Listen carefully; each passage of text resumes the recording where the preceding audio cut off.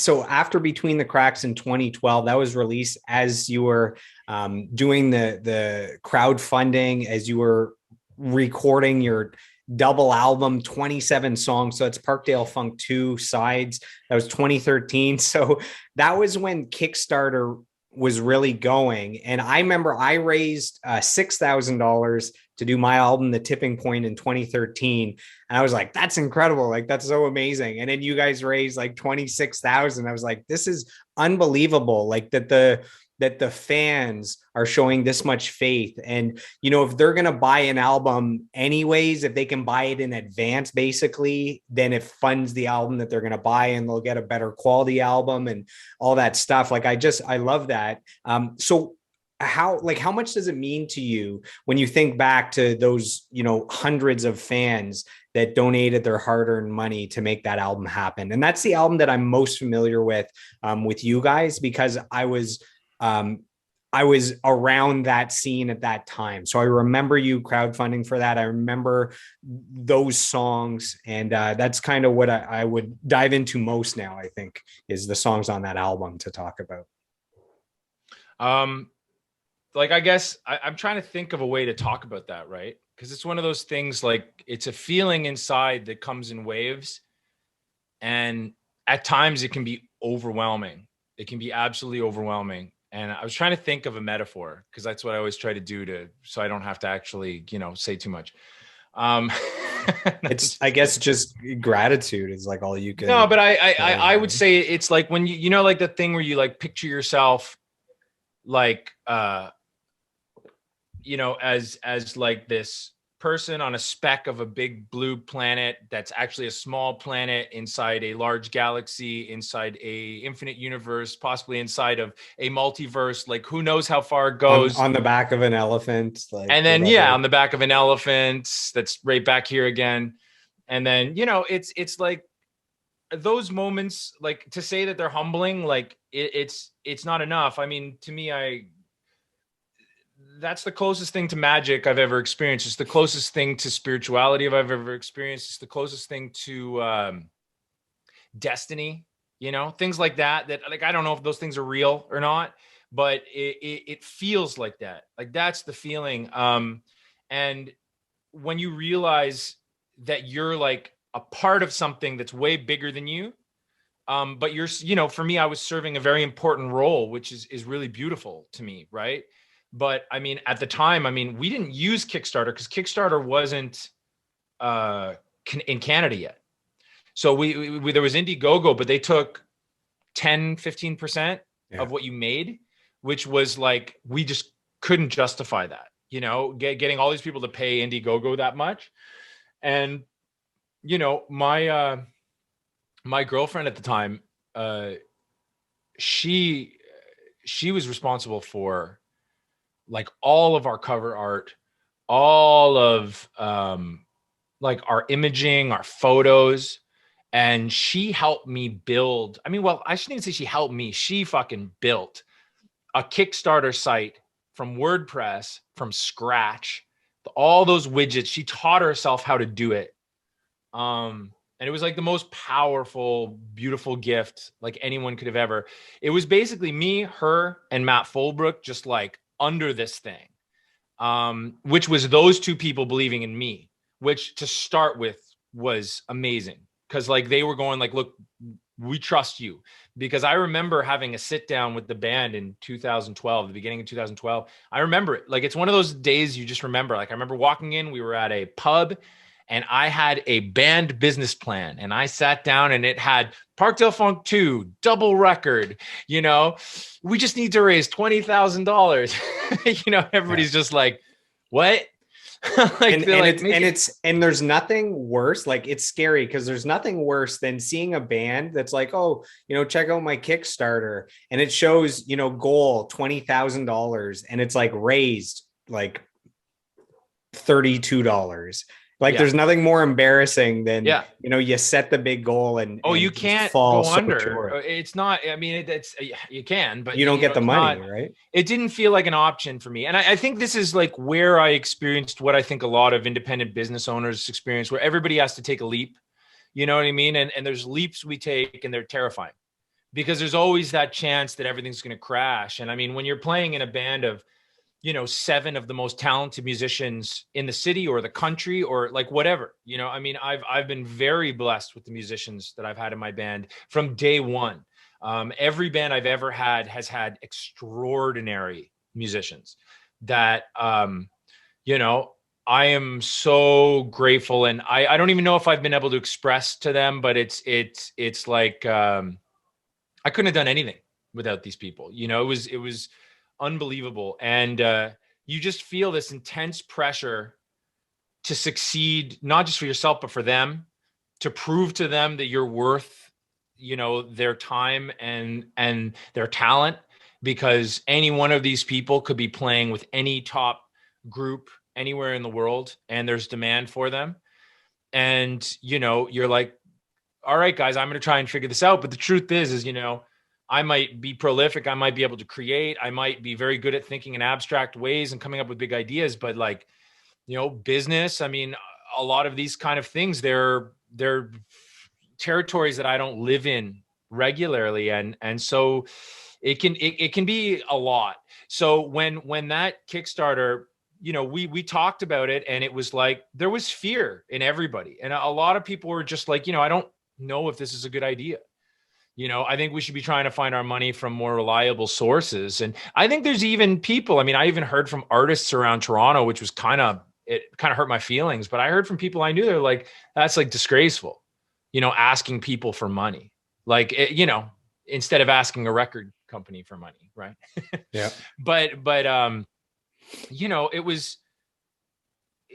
plan is, okay, we're going to do this. We're going to build this. And then we're going to do a cover video every week, and we're going to try to make it interesting. So every Tuesday, I don't know what we're going to do, but let's meet up and let's do something.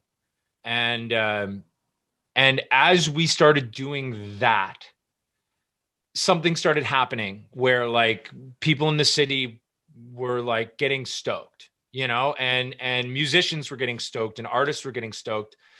And I think like, if I could say like why it happened, I don't think it's necessarily because our band is, like the best band, or like that we make like, just perfectly badass music that needs to go viral. I think it was like that. There was a lot of creativity and energy, and we were just trying. You know what I mean? We were just stepping up and really like going for it with really pure intentions. Like, we want to make art. We are going to create as much as we can. We're going to put all of ourselves into this in the time we have in the best way that we can.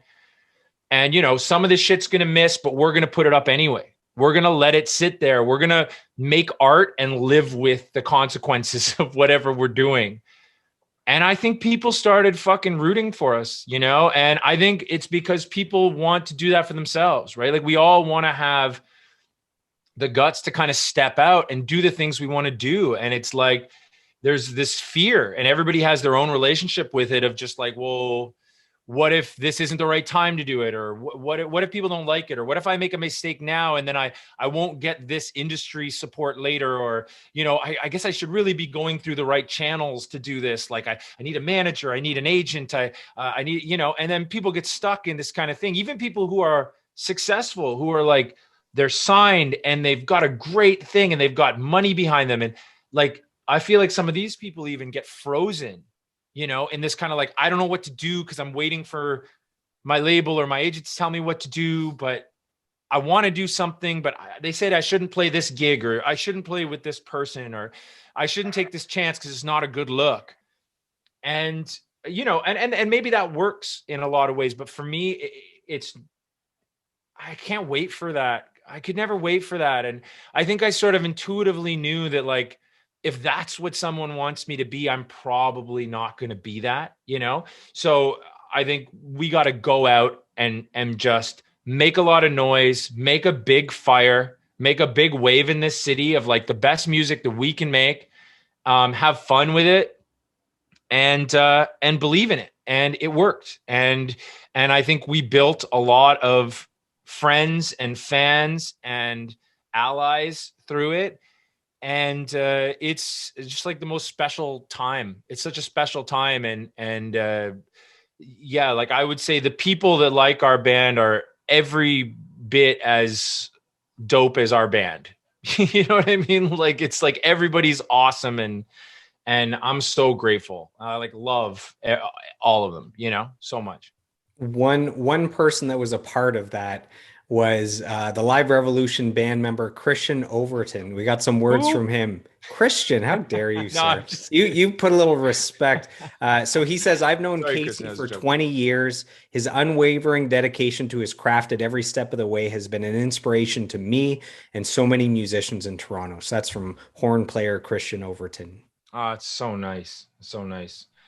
Christian is I met him in third year at Humber.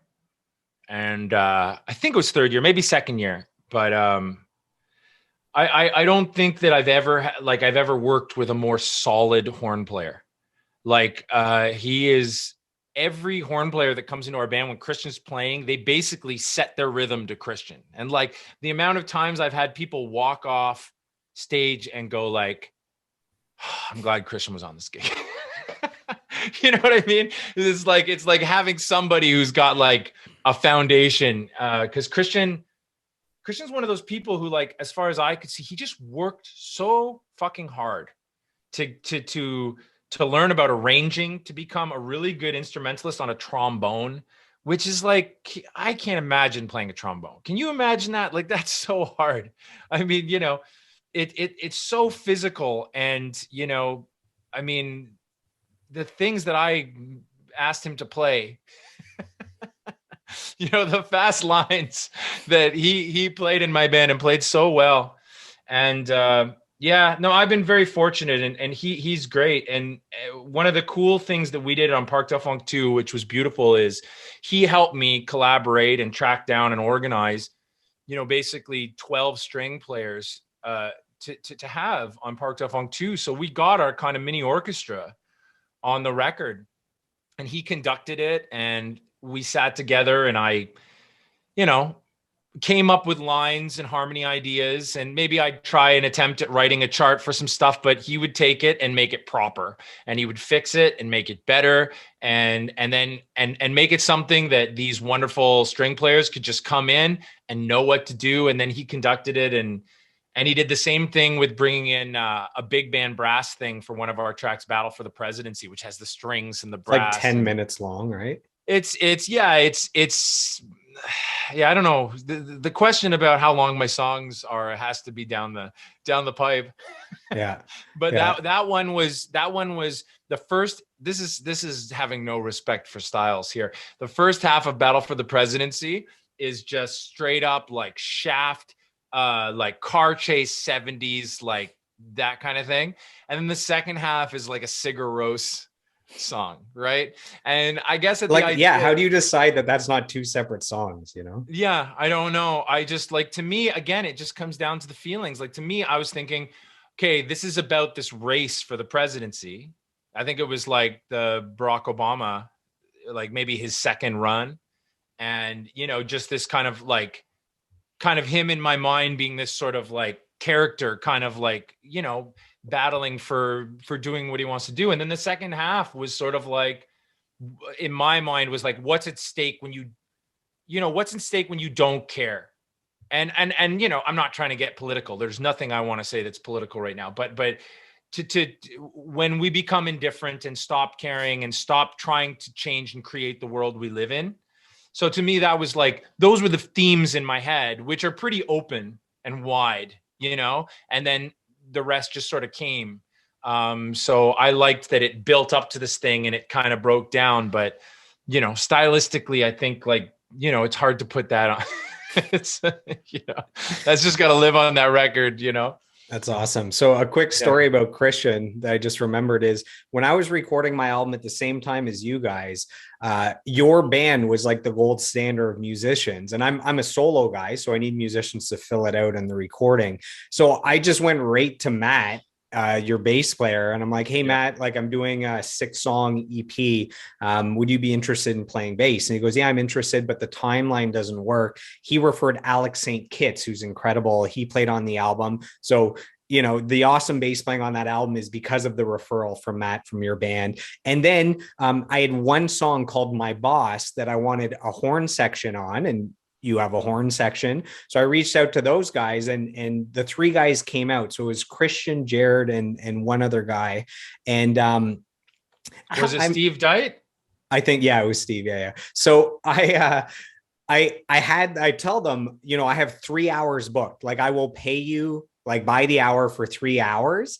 And I think they walked in and like 7 minutes later they were done. And I'm like, that's a good, like, you know, you got paid very well, you know, 3 hours worth in 7 minutes. Like if they're paid, you know, anyways, they were incredible. They're all great musicians. They walked in and the 7 minutes was basically them warming up. Like they had to warm up, and then we hit record and it was perfect. And I was like, you guys can go. Like, you know, I'll pay you for the 3 hours, but you've done your job. And yeah, man, they're talented, eh? Oh no, yeah, it doesn't surprise me. They're all fantastic.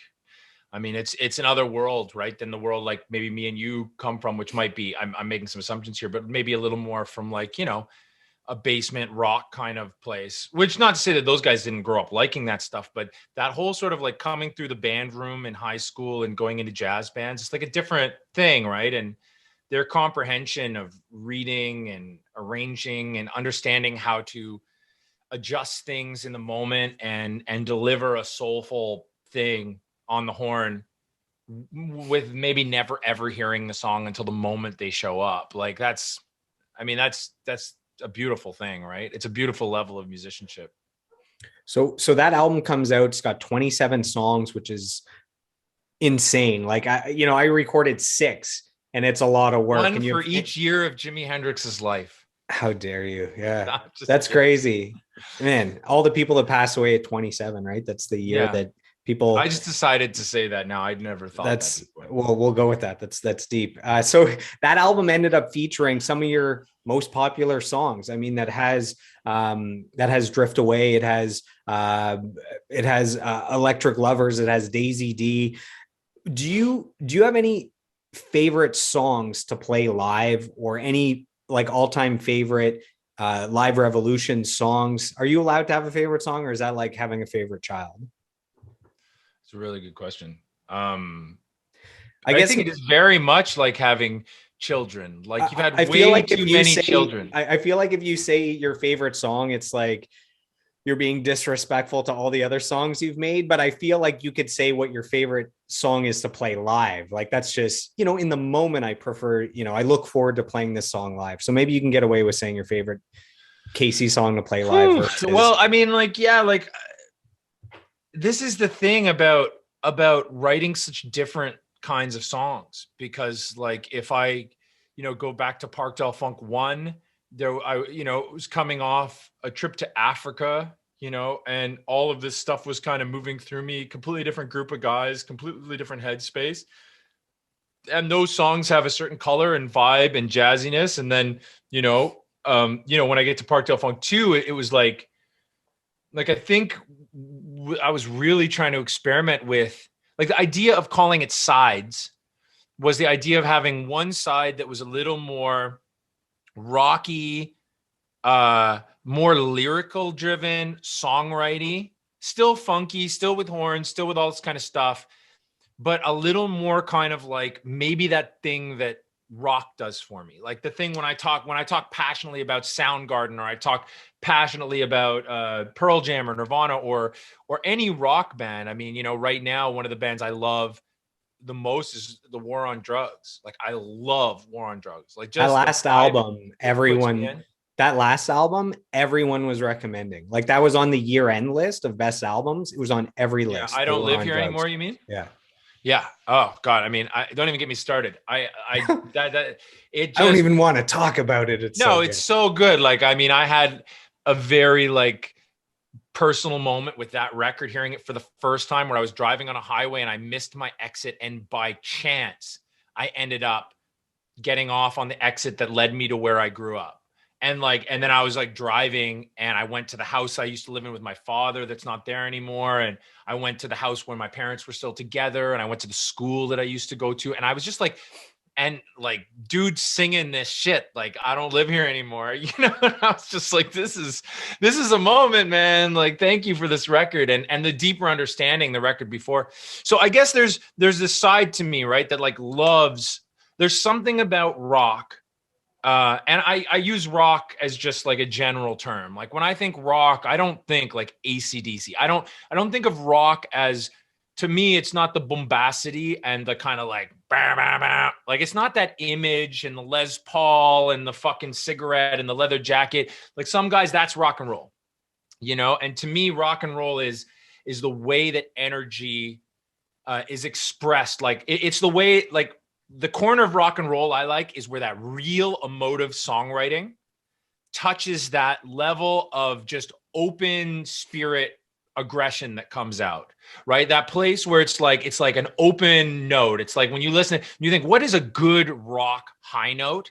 It's a passionate, open, like from the gut, you feel it. And when it resonates and feels human, like that is fucking rock and roll, right? And to me, and it's like when lyrics are that way, when chords are that way, when music is that way, like it's something you like, you can listen to a good soul song and get that, but it's different. It's like a different color, right? It's smoother, it's silkier, it's more contained, it's slicker.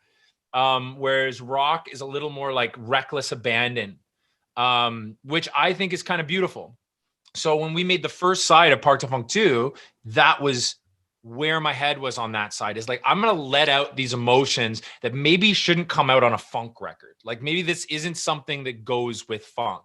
And then on the other side, you know, all that shit, the jungle, the house, the Jamiroquai, this sort of like urban feeling of what funk is, like the Daisy D, the Get Out of My Life, Drift Away, you know, all that stuff kind of went on that side.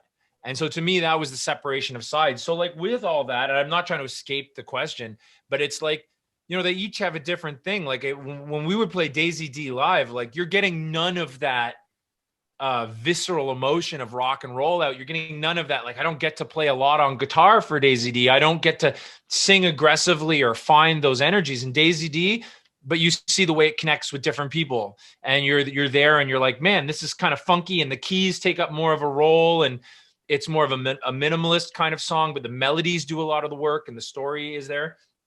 I used to love playing Oh We're Young live because it was just so intense. Like it was like, yeah, like we'd come out of the gate, and like it's like, you know, it was like almost like regal, you know, like we'd play this thing and like people would kind of go like, what the fuck is that, you know?